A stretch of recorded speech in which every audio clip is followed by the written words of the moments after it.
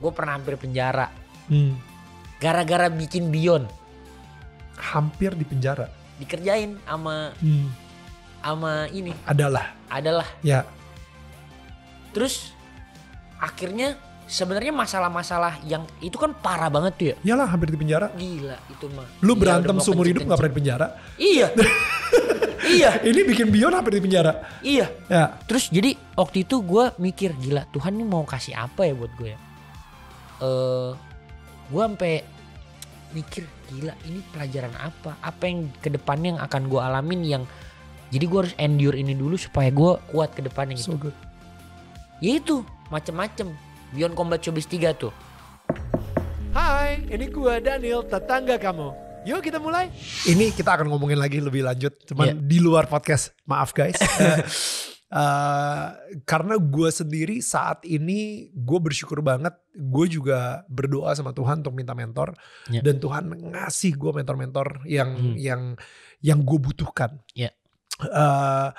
Gue jujur gak nyaman dengan musim yang Tuhan lagi taruh gue di sini, karena for some reason gue ngerasa kayak aduh bukan gue banget, tapi dia malah ngasih gue mentor-mentor, dan ini menarik banget seasonnya buat gue gitu. Nah feeling gue, lo sama pacar lo kapan married? Mei. Right, Mei tahun depan. Iya. Ya, oke. Ya, karena emang ministry gue kelihatannya in couples. Di suami istri gitu. Demi apa? Gitu. Lucu nih, ini lucu nih. Ini baru lucu nih. Pantas gak 2 tahun lalu dikasihnya. Ya. Ini lucu nih. Lanjut. Iya. Karena hati kita itu lebih ke ya rumah tangga gitu. Makanya fatherhood. Suami untuk jadi suami yang bisa bertanggung jawab atas istri dan anak gitu. So ya kayak gitu. Kenapa sih? Lucu kenapa sih? Gue jadi penasaran. Jadi ini gue cerita aja ya. Gue itu sebenarnya gue udah komitmen lama cewek gue. Kan gue di satu gereja. Ya pokoknya gue kan di gereja dia. Ya kan. Bapaknya ngebaptis lo. Bapaknya ngebaptis gue. Cuman kan ini kan urusan nikah. Jadi gue ngobrol sama dia. Sebenarnya kalau gue bingung pranikah, kayaknya alangkah jauh lebih baik tuh di luar keluarga. Itu satu. Akhirnya dapat juga rekomendasi dari nyokap. Dan anehnya dari 1/2 tahun lalu gue ngobrol. Gue janjian gak pernah jadi. Ya entah ini entah itu. Keluar negeri, ya sakit, ya ini ya itu. Terus dia lu ngomong gini, lucu aja. Ya udah, oke. Ya, mulai November lah kita ketemuan. Siap. Ih sumpah. Ya. No, that's good. Oke, udah kelar. Ya. Aneh banget. Udah kelar ini? Belum. Gue masih penasaran sebenarnya sama hidup lo, kayak gue menariknya Sel, gue kemarin ngobrol sama siapa ya, pas kita lagi ngundang tamu dari tetangga kamu, abis itu dia bilang, Neil lu harus dan wajib banget ngobrol sama Selos. Valentino Jebret, betul. Dan si Jebret bilang sama gue, ini cerita dia powerful banget loh. Dan gue bilang, gue baru ketemu dia berapa hari yang lalu gitu kan di YouTube Awards, dan dia yang kayak iya lu harus wajib banget. Callingan dia unik banget, dan emang sesuatu yang it will blow your mind. Apa bro? Lu tanya dia sendiri kayak gitu. So gue penasaran sih ketika dia ngomong gitu. Iya dia ngomong kayak gitu. Jadi ketika lu ketika lu doa Bapa Kami tersebut, dan habis itu lu berdoa sama Tuhan, dan habis itu lu nge-MC di 3 acara, dan itu akhirnya lu mendapatkan sebuah spiritual journey, dan baru akhirnya ke YouTube. Ada momen gak sih Tuhan memberikan lu sebuah purpose dalam hidup lu? Ada. Ini dia. Ada. Jadi gue ngerasa purpose gue nih sekarang jelas banget. Great. Sangat-sangat jelas, sangat-sangat ini. Satu purpose yang paling pertama adalah live to represent. Jadi live to represent. Jadi gue hidup benar-benar buat represent. Jadi ada satu pemahaman bahwa gini. Ini kan gue kemana-mana gue dikenal bukan cuma Selos. Gue dikenal emak gue siapa, keluarga gue siapa, gue sekolah di mana, SD di mana, SMP di mana, gitu. Dan pada akhirnya yang paling ujungnya, Tuhanmu siapa nih? Wow. Siapa yang lu represent? Wow. Jadi akhirnya dari situlah, walaupun gue ngomong masih kasar ya, ini juga I'm still working on it lah. Kayak makanya bukannya gue sempetin di berbagai kesempatan untuk gue represent, enggak, tapi kayak ini identitas gue gitu. Wow. Itu satu. Jadi dimanapun, bukannya gue di setiap kesempatan kalau ditanya, jadi lu sukses gara-gara apa? Gara-gara pinter, ini semua segala macam. Jadi gue bahkan pernah sampai debat gara-gara orang tuh pikir ini emang karena lu pinter aja, semuanya yang lu bikin dan lain segala macam. Wow. Ya gue bilang ya enggak lah, Tuhan, gue bilang. Wow. Jadi gue sampai gue adu, kalau bukan Tuhan, kenapa Beyond ada di tangan gue gitu? Kenapa semua idenya ditaruh di dalam kepala gue gitu? Kenapa itu ada di hati gue gitu? Kenapa fire-nya selalu masih ada gitu? Wow. Itu gue, pemahaman itu pertama gue karena gue ngobrol sama bokapnya dia. Wow. Jadi gue tanya, Pak, kok saya ada satu kebingungan di tengah-tengah teman-teman konten kreator ini, kenapa orang-orang, bukannya sombong ya, maksudnya kayak orang-orang tuh selalu ngerasa idenya habis, bingung besok mau konten apa, ini itu. Tapi tapi gue nggak pernah bingung, gue nggak pernah kehabisan ide, gue nggak pernah kehabisan apa hal yang untuk dikerjain. Tuhan tuh selalu taruh gitu. Dan itu ternyata hikmat yang dari surga gitu. Jadi apapun yang gue kerjain, ini cuman badan gue gerak aja, karena hikmatnya dari surga. Come on. Iya kan? Ya. Lah orang gue cuman ngerjain doang. Oke, anggap dapat otak pintar, dapat hati. Tapi gir-gir yang di sebelah gue apakah kebetulan? Ya. Iya dong. Teman-teman gue semua di sini dengan role-nya semua yang pas, terus bisa ngerjain event dalam satu waktu. Terus kenapa? Iya, selalu mikir, selalu jadi pertanyaan pertama. Kenapa ketika gue bikin Beyond Combat Showbiz itu jadi acara yang nomor 1? Saingan gue, ini maksudnya bukan mendiskreditkan ya. Jauh lebih besar angkanya, jauh lebih lama karirnya. Deddy Corbuzier, Raffi Ahmad, Vindes. Ya, apakah gue sengaja ada caranya sampai ke titik itu? Ya enggak juga. Orang gue cuman ngejalanin doang yang terbaik, walaupun berdarah-darah, walaupun ini. Terus pas ngeliat hasilnya, ya ini bukan hasil gue nih, gak mungkin. Dari Tuhan banget. Iyalah, 24 juta. Terus tiba-tiba yang beli pay-per-view 300 ribu. All time Asia. Wow. Masa all time Asia harus nungguin gue lahir umur 24 tahun dulu baru kepecah di Asia. Iya kan? Ratusan juta orang. Jadi gue mikir, ya ini gue cuman ngejalanin doang aja. Tuhan yang kasih, Tuhan yang bikin gue bener-bener bisa ngelewatin. Terus ya udah. Dan semuanya tuh kayak in place gitu. Gue dulu pernah ngobrol sama Edozel dan ini yang ngerubah pemikiran gue banget gitu, karena gue pertama bilang, oh enggak, you know what, semua orang di Instagram bilang find your purpose, cari purpose hidup lo, maka lo akan bahagia gitu. Dan si Edozel ngeliat ke gue yang lumayan confrontational gitu, dia bilang kayak, Nil, itu kebohongan terbesar bro. Maksud lo gak mungkin bisa mencari purpose lo. Purpose itu diberikan. Jadi kalau misalnya lu gak punya hubungan dengan Tuhan, lu gak mungkin bisa tahu purpose hidup lu apa gitu. Purpose itu diberikan sama Tuhan ketika lu mempunyai hubungan hidup atau relationship dengan Tuhan gitu. Nah, lu setelah mengetahui purpose lo, live to represent, dan habis itu lu sendiri juga kayaknya Tuhan sempat bilang, udah lu lakuin aja apa yang lu suka, dan akhirnya lu masuk ke combat. Di situ kayak semuanya align sih menurut gue sih. Lu dapat bukan cuman purpose aja, tapi lu dikasih malahan sesuatu yang lu suka, which is combat gitu. Gue pengen tahu deh, ketika itu jaraknya berapa lama dari yang pertama lu si doa Bapa Kami itu sampai akhirnya lo diberikan purpose sama Tuhan, live to represent, sampai akhirnya baru lo ngomongin combat lagi gitu. 2022 akhir ya ngomongin combat. Berarti 2019 akhir doa Bapa Kami. Ya. 2020 dibaptis, 2022. 2 tahun tuh ya. Iya bener 2 tahun tuh udah ngomong udah beyond. Udah tema hidup udah beyond tuh. Wow. Beyond juga Tuhan yang ngasih namanya. Itu karena apa? Beyond artinya dari to infinity and beyond. Beyond. Melampaui. Maksudnya ya jadi hasilnya semua melampaui yang manusia lakukan. Gila. Dan itu yang terjadi. Itu yang terjadi. Gue pernah hampir penjara. Gara-gara bikin beyond. Hampir di penjara. Dikerjain sama ini. Adalah. Ya. Terus akhirnya sebenarnya masalah-masalah yang itu kan parah banget tuh ya. Iyalah hampir di penjara. Gila itu mah. Lu berantem seumur hidup gak pernah di penjara. Iya. Iya. Ini bikin beyond hampir di penjara. Iya. Ya. Terus jadi waktu itu gue mikir gila Tuhan ini mau kasih apa ya buat gue ya.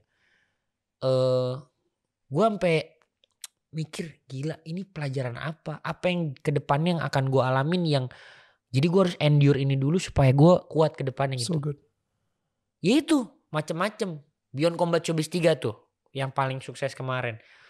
Sebelum gue bisa nikmatin pay-per-view 300.000 viewsnya 24 juta itu disabotase juga. Internet gue mati ini macam-macam dah. Fighter gue nggak mau main. Jadi itu sebenarnya hal-hal yang akhirnya supaya gue pas lagi di situ gue udah ready. Sama juga gue sempat nggak ditemenin temen gue. Gue dikasih example nih, lu kalau kayak being orang yang kayak gini nih, lu nggak akan ada temennya, lu bakal sombong segala macam. Jadi gue dikasih terkenal. Kalau gue pas terkenal gue masih suka berantem, semua orang gue tantangin, alah jadi apa gue? Buset dah. Mungkin yang prank sampah itu gue kali. Mungkin gila, mungkin gue bikin konten aneh-aneh kali. Maksudnya dengan gue masih merasa gue lebih pintar dari semua orang. Terus gue pikir ini Tuhan nyelamatin gue nih. Jadi gue ketika orang bilang ih lu ternyata gak berubah ya dari dulu ya, gini-gini aja lah ya emang gue cuma ngejalanin doang soalnya gue bukan something yang kayak gue achieve buat ngasih tau ke orang ini gue gitu. Jadi gue gak pernah take credit apapun ya, anggaplah ya gue Tuhan pinjem ya tenaganya juga dari dia ya, Tuhan pinjem badan gue, sosok gue cuman buat ya jadi agennya dia doang. Wow gitu. Jadi gue ngikut aja, Tuhan mau ngasih apa gue ngikut aja. Ini it's a beautiful story. Parah gue juga masih ngerasa ini gue masih nggak pantas gue. Iya semuanya. Tapi emang karena kita nggak pantas, gue sendiri juga nggak pantas, tapi kita dipilih sama Tuhan. Iya. Dan kita dipantaskan sama dia gitu. Dulu gue nggak percaya kata dipilih, sangat tidak adil menurut gue. Dulu gue pikir ternyata ya emang begitu Tuhan kita. Maha heran bro. Maha heran. Lu kalau gak heran bukan God itu namanya. Iya. Karena Tuhannya ketebak dan bisa diformulakan. Iya. Ya gila dah, gue masih gak percaya. Gue sampai di titik ini aja gue gak percaya.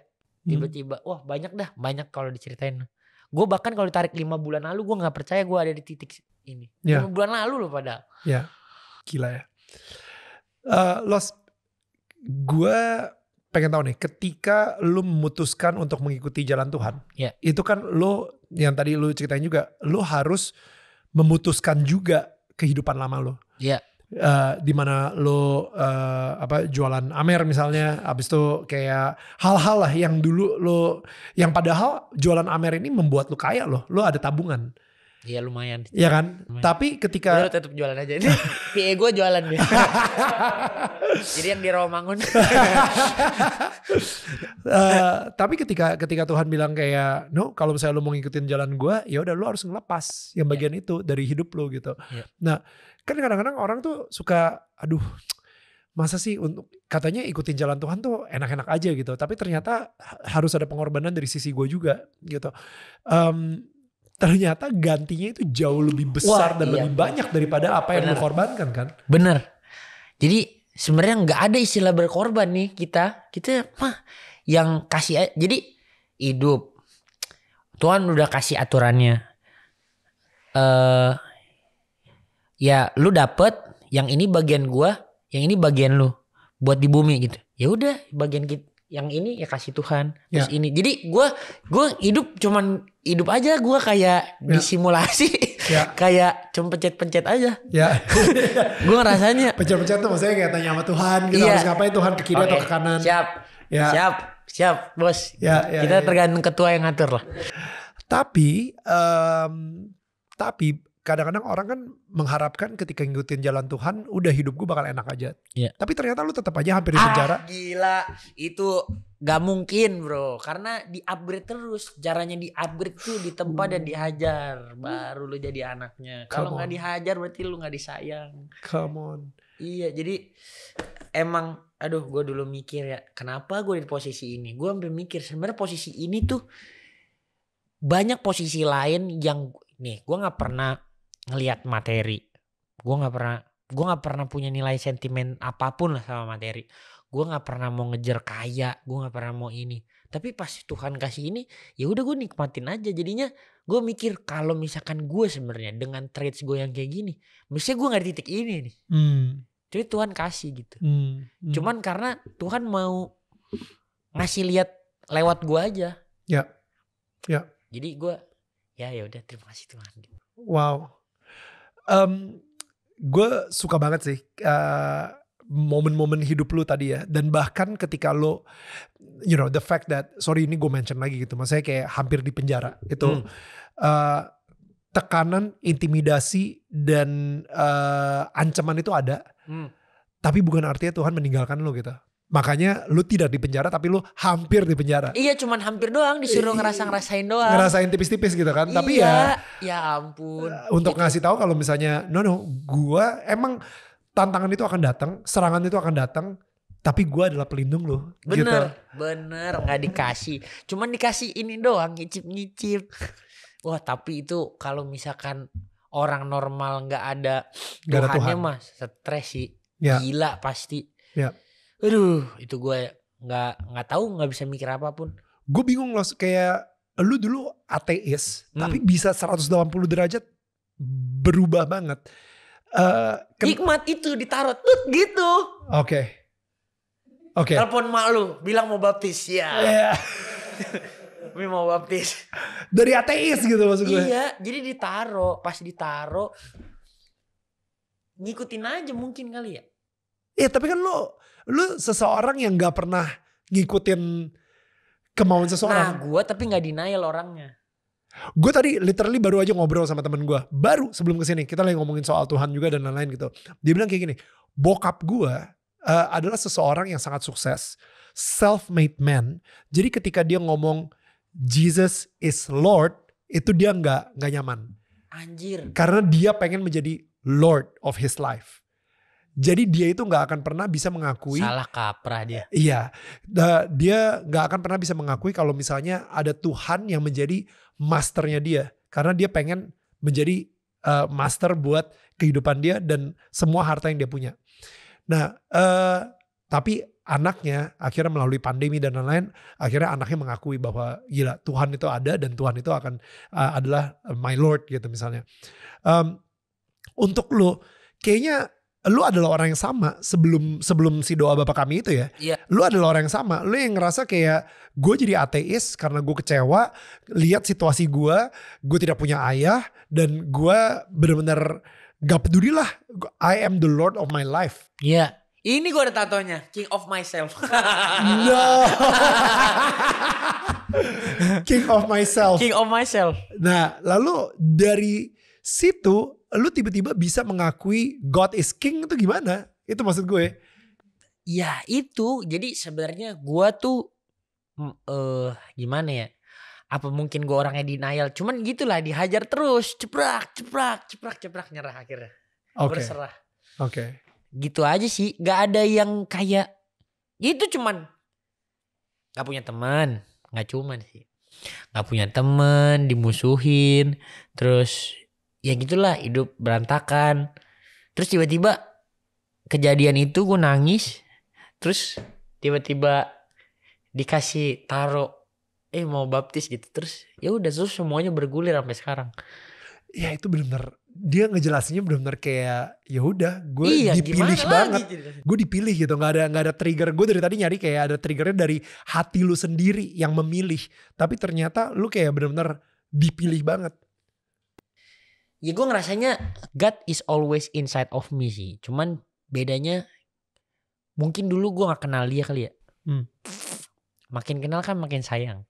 That's good. Jadi setelah gue mengenal dan gue sayang, ya betapa bodohnya gue kalau gue udah kenal dia tapi gue nggak percaya gitu. Nggak memilih dia. Iya, karena ya lu udah kenal, lu udah tahu nih pilotnya nih, ketuanya nih. Ya lu ngikut aja, udah tahu jalannya ini. Jalannya mau belok-belok daripada jalan lurus tapi nabrak. Beyond 2 hampir gak jadi. Board semua udah ngomong nggak bisa nih acaranya. Kalau kita nggak dapat sponsor kita cut. Hari Rabu tuh meeting itu ngomong. Selasa meeting itu, Rabu pitching, Kamis diminta pitch deck kedua apa yang diminta di hari Rabu.